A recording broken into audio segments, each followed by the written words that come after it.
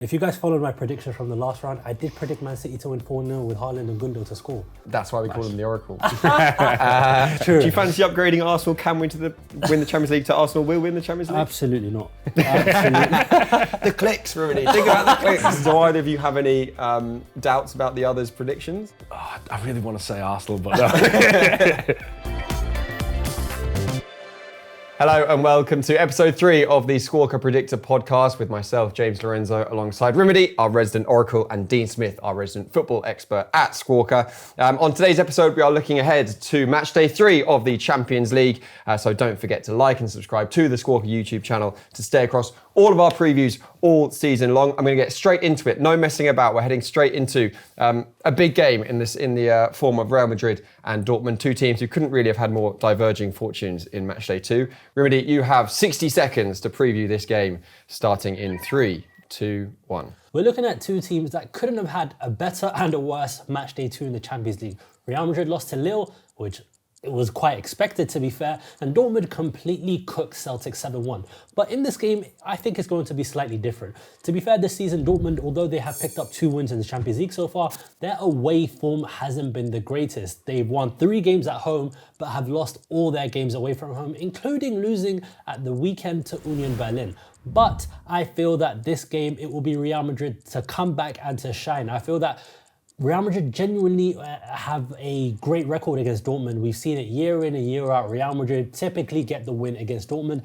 and I don't think anything is going to change this time around. I think Vinicius is going to have a good game. I think Mbappe will finally turn up and show out, and I feel the injury to Karim Adeyemi, who will be missing at least 2 months with an injury, looks to be a big blow for Dortmund. Serhou Guirasssy's also started well, but it's not going to be enough against Real Madrid. Boom. Yeah. On the money. We got it. We practiced it really well last night. Yeah, we're getting there. Yeah. How much do you think the memory of the final will play into both sets of players here? I've actually forgot it was a Champions League final. But to be fair, I feel that obviously Dortmund, they want to enact revenge onto Real Madrid. But I just feel that where Dortmund are in terms of how they face teams that like to kind of sit deep like Real Madrid do, I feel that they kind of struggle. And especially going to the Bernabeu, I don't think Real Madrid are losing there all season long, and I just think it's going to be yet another win for Real Madrid. All right, there we go. From the Bernabeu to the other side of Madrid, Atletico versus Lille. As mentioned, Lille had a very good match day too. Dean, you have 60 seconds to preview this one, starting in 3, 2, 1. Yes, can Lille make it 2 wins from 2 against both of the Madrid giants in the next match day? I'm not sure that they can against Real Madrid. Remedy said last time that Real have a problem, and that problem was clear to see against Lille. The thing is, Lille didn't actually have to do all that much to win the game. They sat deep rather than pressing and didn't win the ball too high up, which left the Real Madrid defenders sitting too far back. They won't be able to do the same against Atletico Madrid, but they won just 11 tackles compared to Real's 27 and won only 8 of the 18 aerial duels in that game. Atletico, on the other hand, were all over the place defensively against Benfica. Particularly, there were large gaps between Jimenez and Witsel in defence. That's the kind of space that Jonathan David can operate in. He scored the winner against Real Madrid. He's also scored 5 in his last 4 at the time of recording. He has the second highest post-shot XG in Liga in this season and a shooting accuracy of 57.14%. I think he's going to get a goal. I think it'll be a really tight game and maybe a 1-1 draw. With time remaining. Love that. Love that, Dean. A lot of info there. How much do you think a win against the other Madrid team will give them the confidence in this game to go on and make it a double? Yeah, I think it has to. Like, there's not going to be many more results in world football than beating Real Madrid to give you confidence. I think that's kind of the beauty of this league system as well, is we're going to get more results like that. We saw a few on match day 2. I think this game will be different because Atletico are not going to kind of press the ball high up the pitch in the same way that Real did, in the last game. So it might be a little bit more of a midfield battle. But yeah, I think if they can beat Real Madrid, then they can beat Atletico. Whether they will is a different matter. Yeah, remains to be seen. Right, from Lille to Leipzig and Liverpool, all the L's. Remedy, 60 seconds on this one, starting in 3, 2, 1. Speaking of all the L's, unfortunately Leipzig this season, they've picked up 2 L's, but they've been unfortunate to Juve. Especially the last game against Juventus was really, really unfortunate for Leipzig. But I feel that they can pose Liverpool a challenge. Obviously, Liverpool are coming off 2 wins so far against Milan and Bologna, 2 Italian teams. But where Leipzig can hurt Liverpool is especially on the transition. We've seen so far this season that Liverpool have slightly struggled in defending transitions. Is it a manager problem? Is it a defensive problem? Who knows? But I feel that with the likes of Benjamin Šeško, Lois Openda, Xavi Simons, they can really hurt the Liverpool defence. But one player that I have to give a huge shout out to is Luis Diaz. I think so far this season, he's been at another level. 6 goal contributions already, albeit none have been in the Champions League so far. But I feel that this is the time for Luis Diaz to really step up. And I don't think Leipzig can get something from the game, especially with Arne Slot's new system. And I think Liverpool win this game 2-1 in the Leipzig Stadium. Hang on, you're in a rhythm today. I am. Do you think that Leipzig can trouble the Liverpool? I have to disagree on the Liverpool defence point. I think the 2 goals conceded in the league, I think it seems to be one of their, the defence seems to be one of their stronger assets that Arne Slot's got right. 100%, but I still feel that last season on the transition they really struggled, but even though they haven't conceded too many goals this season, I still feel that there are susceptibilities on the transition. I feel that when you have someone like Benjamin Šeško, who is a problem, he's a nightmare of a forward to defend against, and then you have Lois Openda who can stretch to the defence, and Xavi Simons in the pockets. I just really like those players, so that's why I'm saying it. Liverpool fans, don't kill me, please. Right, okay, both teams to score then, as far as Remedy is concerned, at Leipzig. Dean, I suspect, I don't know, but I suspect in the Manchester City Sparta Prague game, you probably won't give the visitors as much chance. 60 seconds to preview the European champions against Sparta Prague, starting in 3, 2, 1. Well, I might not be giving Sparta much of a chance of getting a win here, but I certainly think they'll put up more of a fight against Manchester City than Slovan Bratislava did on match day 2. In their first 2 games, Sparta have been happy to cede possession. They've had less than 30% possession in both of the first 2 games, but still managed to rack up 25 shots, score 4 goals and pick up, more importantly, 4 points. They're resolute defensively. They rank in the top 5 for clearances in the Champions League and aerial duels won. And most impressively, they've won the most interceptions in the Champions League so far. So Slovan play with a back 4 against Manchester City and they rips them to pieces going forward. Whereas Sparta like to play with a back 5, those 2 wing backs will sit in deep. There'll be a lot less space for City to exploit here. So I think it'll be a much more difficult game for City. As brilliant as City were, some of the defending from Slovan was shambolic, and especially for Rico Lewis's assist for Erling Haaland's goal. I went for Rico Lewis to get a goal earlier in the tournament. I'm still coming back to that. He's had 3 shots, all on target so far. So I'm going to get Rico Lewis to score, Man City to win 3-1. So you are giving them a goal? I think they'll get a goal, yeah. I think because City are going to dominate, there's going to be options there for them to go forward. And like I said, they don't need possession to have shots and score goals. 4 goals, 25 shots with barely any possession. And they also rank really highly for long balls completed. So they'll be happy to sit in and just launch the ball forward. And I think they'll get one, yeah. Okay, all right. One thing I want to add is, if you guys followed my prediction from the last round, I did predict Man City to win 4-0 with Haaland and Gundo to score. That was one thing I was really proud of. That's why we call them the Oracle. Right, 4 down of our 8 fixtures to look out for, I guess. Remedy, you're giving yourself quite a headline act to follow there. Arsenal versus Shakhtar. Can you get an exact scoreline with a couple of goal scorers on this one for us as well? I will try my hardest. 3, 2, 1, go. Finally, as an Arsenal fan, we don't have a super challenging Champions League game. Arsenal will destroy Shakhtar. All right, clip that up. No, but jokes aside, I feel that Arsenal, especially in the Champions League, especially at home against Shakhtar Donetsk, it's a match made in heaven. I think for us, we're hopefully going to wrap up the game super early. I'm going for a 3-0 Arsenal win. I think Sterling gets on the score sheet this game. I think he gets his first Champions League goal for Arsenal. But I feel that especially with Shakhtar, they're in the Champions League every single season. I just feel that this year, potentially, it may be too big of a challenge against Arsenal. They have Bondarenko, who's a really promising attacking midfielder from Ukraine. But aside from that, there's not really much else going for them. Arsenal could play in a multitude of different ways.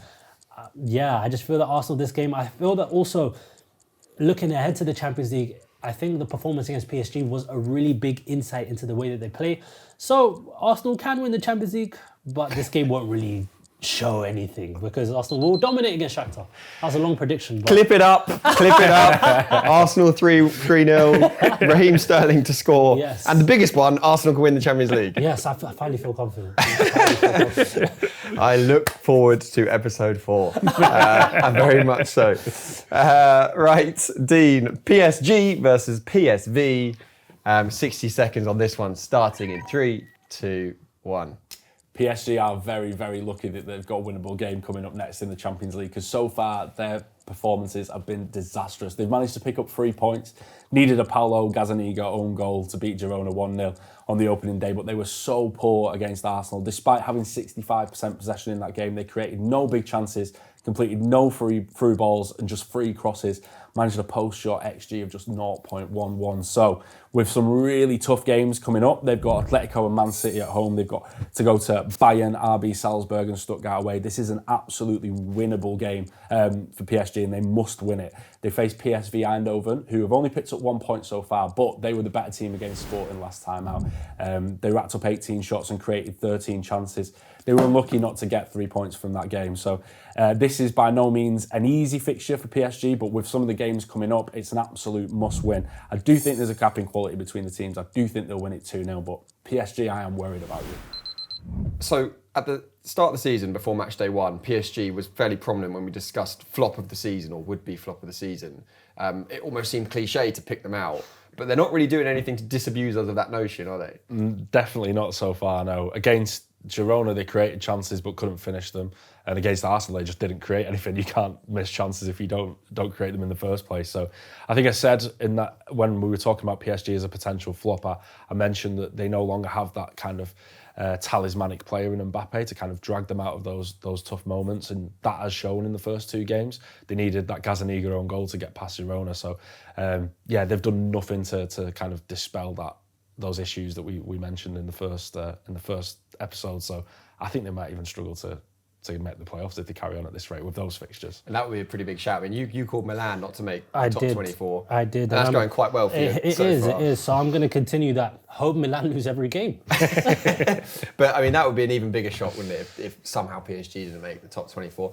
A team that are on pretty good course with 2 wins from 2 are Villa. They host Bologna in match day 3. So Remedy, give us your 60 seconds in 3, 2, 1. It's actually going to be a tough game for Aston Villa. I feel that with Bologna so far, they are quite resolute at the back. They haven't conceded many goals so far this season, albeit they've only won 1 game in the entirety of this season, and they've picked up a point in the Champions League so far. But I feel that Aston Villa have a big role to play in this game in terms of the fact that Bologna, they're very compact, they're very resolute, they find it hard to give away gaps and chances, and this will be probably the game for Yuri Tielemans to really step up. I feel that so far this season, he's really elevated to a new level, a bigger stage, a bigger profile of club at the moment. So I just feel that Yuri Tielemans can really find something. But we also need to speak about the impact of John Duran.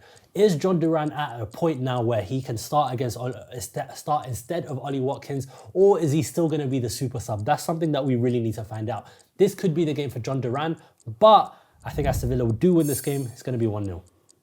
Boom. Yeah. Once again, bang on the money. You've been doing some homework, some practicing. The Arsenal game, I exceeded my time. Did you? Yeah. Easy to get caught up in the passion. Yeah, it's true. Do you fancy upgrading Arsenal can win the Champions League to Arsenal will win the Champions League? Absolutely not. Absolutely. The clicks, Rudy. Think about the clicks. This is the year.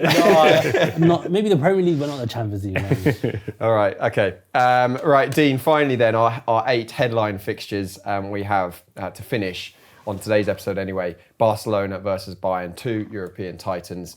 Which way is this one going? 3, 2, 1. Yeah, I think I've said earlier that I have issues with Vincent Kompany, and I think those issues came to the fore in the last game against Aston Villa. He made the choice to put Michael Elise inside, and as a result, the 2 wingers out on the wings really struggled between them. Coleman and Gnabry, they completed just 2 take-ons, failed to create a single big chance and failed to complete a single cross into the box. They also struggled to get the ball into Kane. He just had 1 shot on target and managed only 15 touches in that game. So on the Barca side, this is a chance for Hansi Flick to kind of prove a point against his former club. My favourite Hansi Flick stat, lost as many games in charge as Bayern as he won trophies with 7. Barca were excellent against young boys. Rafinha was the star man in that game, and I think he'll be the star again here. He's created more chances, attempted more take-ons, and took more shots at goal than any other player against young boys. He was fantastic in that game. Goal and assist as well, of course. At the time of recording, they're also top of La Liga for goals and chances created. I just think Barca are stronger than Bayern at the moment. I think it's going to be a great game. I'm going to go for a 2-1 home win. Okay, there we go. So there are 8 predictions. Just before we move off this game, I wanted to highlight the comparison matrix here that we got up on the screen, because other than the defensive disparity, let's say, so Barcelona winning on ground duel success percentage, clean sheets, and obviously goals conceded. This looks pretty one-sided, and not the side that you've taken. Yes, I'm going to say there's a big caveat here, and that's that red card in the first game for Barca against Monaco. I think as much as Bayern kind of dominated the ball against Villa, they didn't really create that much. They never really looked like they were going to get that equaliser until the very last stages when Martinez made some incredible saves. But yeah, I think for Bayern as well, if you look at some of their recent games in the Bundesliga, their line is so high, and there's so many opportunities for teams to get in behind, which Barca have the pace to do. Not only that Duran goal, but if you look at Frankfurt's 3 goals from the free draw in the Bundesliga, all of them have come from Upamecano and Kim pressing really high up the pitch. Even a last-minute equaliser, which that shouldn't happen. And I think there's a little bit of naivety to Kompany when it comes to these big teams that they're going to face. I think he will learn to kind of phase that out as time goes on. But at this point, I think Bayern are just not quite at that level. Okay, right, remains to be seen. So just before we conclude then, I want to go through the 8 fixtures, just rapid fire, and just confirm what result you're going for. So Real Madrid versus Dortmund. 2-1 Real Madrid. Atletico Lille. 1-1. Leipzig Liverpool. 2-1 Liverpool. City Sparta. 3-1. Arsenal Shakhtar. 3-0 Arsenal. With a Sterling goal. Yes. PSG PSV. I'm going to go for 2-0. Villa Bologna. 1-0 last minute goal from Duran. And Barca Bayern one more time. Going to go 2-1. You're miles to get a goal. Do either of you have any doubts about the others' predictions there? Oh, I really want to say Arsenal, but no. So we're all on the same page. I'm pretty happy with them, yeah. Me too.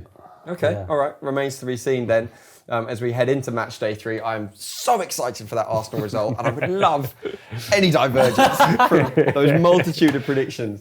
But that is it. That is it for the 8 games that we're predicting here on the Squawka Predictor podcast. As I say, very much looking forward to match day 3. What a Champions League season it's been. What a Champions League season we have in the offing still to come. Join us again for match day 4. When Rimedy, who may not be still the Oracle, and Dean will be back again to review those predictions. In the meantime, don't forget to like and subscribe, and we'll see you next time.